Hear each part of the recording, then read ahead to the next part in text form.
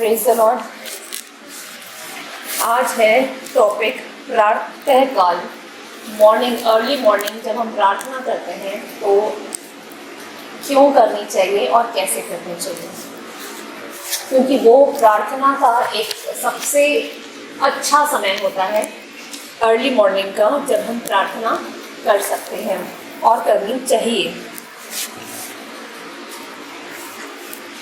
क्योंकि ये तो हमने बड़ों से भी सुना होगा कि जो हम जल्दी उठते हैं वो तरक्की करते हैं, और जो भी पहला समय परमेश्वर को देते हैं या परमेश्वर का ध्यान करते हैं तो वो सच में जैसे सूर्योदय होता है उसकी तरह ही हम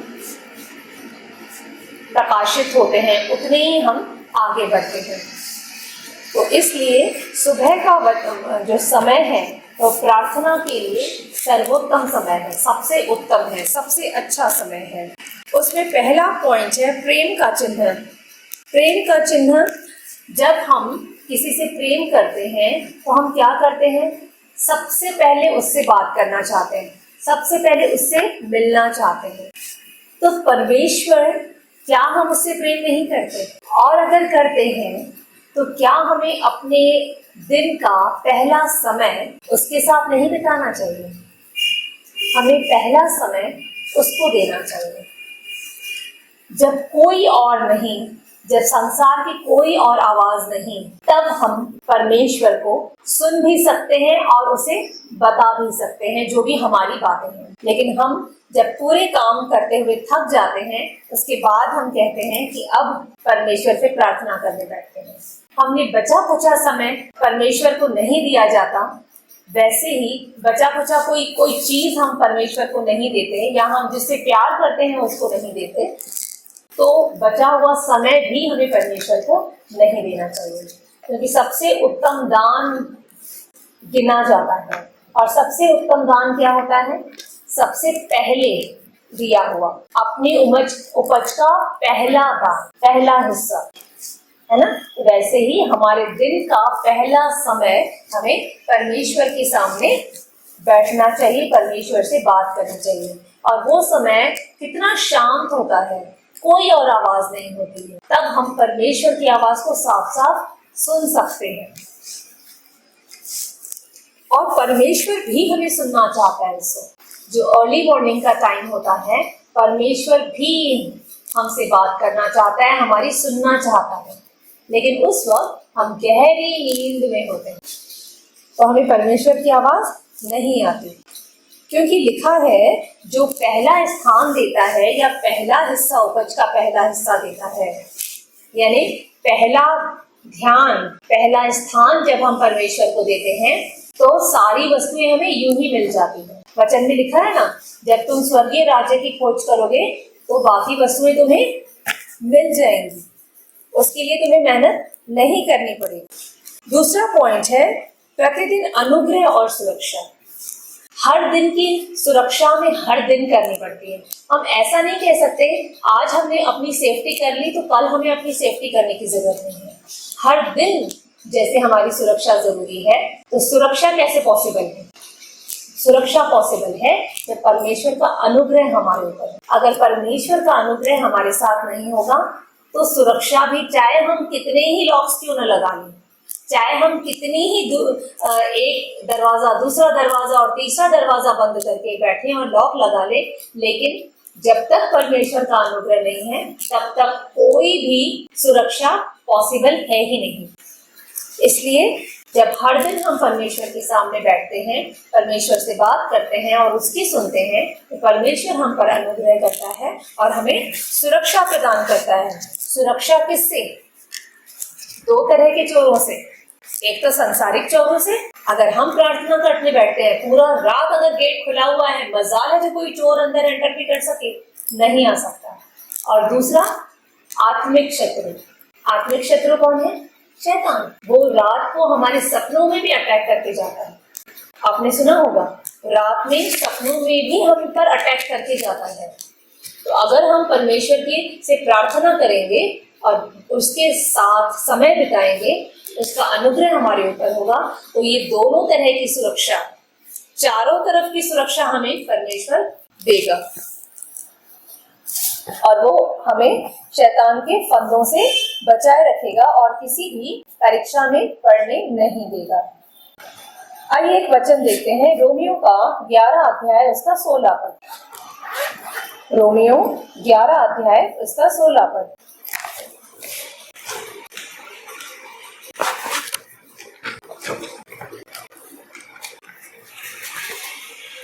जब भेंट का पहला पेड़ा पवित्र ठहरा, जब भेंट का पहला पेड़ा पवित्र ठहरा तो पूरा गूंथा हुआ आटा भी पवित्र है, और जब जड़ पवित्र ठहरी तो डालियां भी ऐसी ही हैं। भेंट का पहला पेड़ा, ये वचन कहता है, जब भेंट का पहला पेड़ा पवित्र ठहरा तो पूरा गूंदा हुआ आटा भी पवित्र है।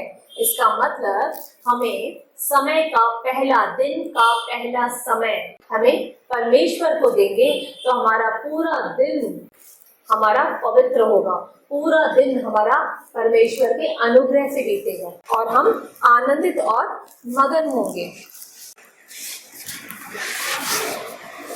और अपने आप को हमें क्या करना है, यीशु मसीह के लहू से पवित्र करना है। जब हम हर दिन पवित्र रहेंगे, यीशु मसीह के लहू से करते जाएंगे, तो हम क्या होंगे, पवित्र ठहरेंगे और हमारा पूरा दिन भी पवित्रता में गुजरेगा, आनंद से गुजरेगा। इसमें दाऊद की एक प्रार्थना है। दाऊद ने एक प्रार्थना की थी और वो हर सुबह को बैठ के प्रार्थना करता था। और क्या प्रार्थना करता था कि प्रभु मुझे अगला कदम कौन सा उठाना है, आगे मुझे क्या करना है, मेरे मार्ग में मेरी अगुवाई कर। जब परमेश्वर अगुवाई करता है तो क्या कभी कोई मिस्टेक हो सकती है? बिल्कुल नहीं। इसलिए हमें हर काम करने से पहले, दिन की शुरुआत से पहले हमें प्रभु के आगे से समय बिताना है ताकि वो हमारे हर काम को सफल करते जाए। और हमारे जीवन में, हमारे आत्मिक जीवन में सबसे बड़ी प्रॉब्लम भी है, वो यही है कि हम सुबह को समय नहीं बिताते। जब हम सुबह को समय बिताते हैं परमेश्वर के साथ तो जीवन में कोई प्रॉब्लम आ ही नहीं सकती। नेक्स्ट पॉइंट है दिन भर की अगुवाई। दिन भर हमें क्या करना है, जैसे दाऊद ने प्रार्थना की कि दिन भर मुझे क्या करना है, मेरी अगुवाई कर, तो वैसे ही हमें प्रार्थना करनी है कि प्रभु दिन भर आपकी अगुवाई जरूरी है, मुझे क्या करना है ये जरूरी है। जैसे जो भेड़ थे, भेड़ होते हैं, भेड़ और उसका चरवाहा होता है। परमेश्वर ने हमें भेड़ कहा है और प्रभु यीशु मसीह को चरवाहा कहा है। तो जैसे भेड़ों की दूरदृष्टि नहीं होती, भेड़ आगे क्या है, कौन सा खतरा आने वाला है, क्या भेड़ों को पता चलता है? नहीं पता चलता। लेकिन किसको पता चलता है? चरवाहे को पता चलता है। और चरवाहा क्या करता है, उनसे आने वाले संकट से उनकी रक्षा करता है, उनको बचाता है। तो सेम हम भी भेड़ हैं, हम आने वाले खतरे को नहीं भाग सकते। आने वाले हम शैतान हमारे लिए क्या प्लानिंग कर रहा है हम नहीं जान सकते, लेकिन हमारा चरवाहा जो यीशु मसीह है वो सब कुछ जानता है। तो जब हम उसके साथ चलेंगे, जब हम उसके साथ समय व्यतीत करेंगे तो प्रभु यीशु मसीह हमें हर एक संकट से बचाएगा। और अगर हम कुछ गलत कर भी रहे होंगे तो प्रभु क्या करेगा, उससे हमें बचा लेगा, करने नहीं देगा। नेक्स्ट पॉइंट है वचन का प्रकाशन। जब हम सुबह को वचन पढ़ते हैं तो सुबह का जब हम रिलैक्स होके प्रेयर करते हैं और वचन पढ़ते हैं तब क्या होता है, वचन हमारे अंदर काम करना शुरू करता है। ऐसा क्यों होता है? वचन तो हम दिन को भी पढ़ते हैं, तब वचन कार्य क्यों नहीं कर सकता? क्योंकि इसके रीजंस हैं। जब हम सुबह का प्रार्थना करते हैं या कुछ पढ़ाई करते हैं तो हमारा माइंड बिल्कुल फ्रेश होता है। जो हम पढ़ते हैं हम इजीली ग्रास्प करते जाते हैं, कैच करते जाते हैं। और दिन को 10 तरह के काम, हमारे दिन को भी वचन कार्य करता है, लेकिन आप पूरी शिद्दत से उसको पढ़ो तो वचन कार्य करता है। लेकिन दिमाग में 10 तरह के काम घूमेंगे और आप वचन पढ़ोगे तो वचन क्रियाशील नहीं हो पाएगा। इसलिए सुबह को जब हम वचन पढ़ते हैं तो हमें क्या होता है, कोई और बात हमारे दिमाग में नहीं होती और हम सिर्फ परमेश्वर के विचारों के साथ ही सहभागी होते हैं। इसलिए कहा गया है कोई और विचार, संसार की कोई और बातें हमारे अंदर आने से पहले हमें परमेश्वर की आवाज को सुनना है, हमें परमेश्वर के साथ समय को बिताना है। और जब हम ऐसा करेंगे तो हमें परमेश्वर के यीशु मसीह के जीवन की रोटी और जीवन का जल भी मिलेगा। नेक्स्ट पॉइंट है भोर का मनन और परमेश्वर के लोग। जो परमेश्वर के लोग सुबह का समय परमेश्वर को देते हैं, परमेश्वर के साथ संगति करते हैं, वो हर तरह की प्रॉब्लम से बचे हुए रहते हैं और उनको पता होता है कि परमेश्वर की इच्छा क्या है। आज हमें परमेश्वर की इच्छा को जानने के लिए मुश्किल होती है, लेकिन जब हम सुबह को प्रार्थना करते हैं तो परमेश्वर की आवाज इजीली हमारे अंदर आती है, हमारे कानों में पड़ती है और हम जान सकते हैं कि परमेश्वर की इच्छा हमारे जीवन के लिए क्या है। और जब हम ये जानेंगे तो हम अपने शत्रुओं से भी छुटकारा पा सकते हैं। यरीहो की दीवार भी ऐसे ही टूटी परमेश्वर की आवाज सुनने से, उसकी प्रार्थना करने से।